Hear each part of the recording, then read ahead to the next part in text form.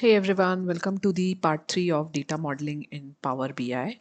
So the title of this particular demonstration is creating a Snowflake schema. So we are essentially using our same AdventureWorks dataset where in our previous demonstration we had created a star schema.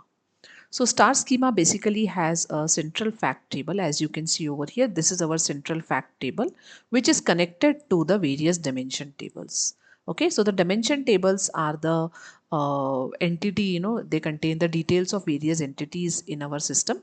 And the central fact table contains all the quantitative data along with all the foreign keys. So this is a star schema. You can, although it's not distorted star, but you can see there is a central thing and along the side are the fact tables.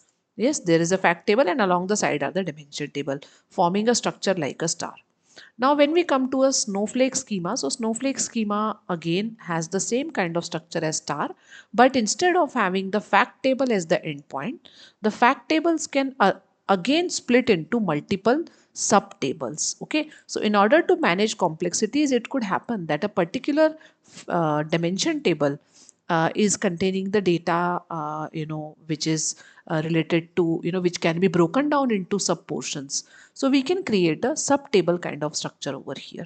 Okay, so when we do like this, not necessary that to all the branches we have to do the same.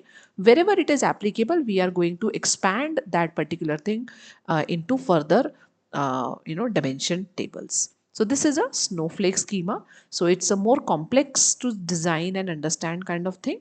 And this particular schema is optimized for storage efficiency. All right. So remember, star schema is optimized for fast query processing, and the snowflake schema is optimized for storage efficiency because you're not repeating the data within a same table. Now let us see that in our existing star schema how we can add the further dimension tables in our existing dimension. So we have a dimension which is product lookup, and then we have product subcategory and category lookup. So here we can connect these tables. Okay, so how we can connect it? We can connect the subcategory key with the subcategory key over here. So it is going to connect these two tables. So kind of we are extending a particular dimension table further. So this is the first extension, and then we can have the next extension of it, which could be this one. So where we can link the product key with the product category key with the product category key.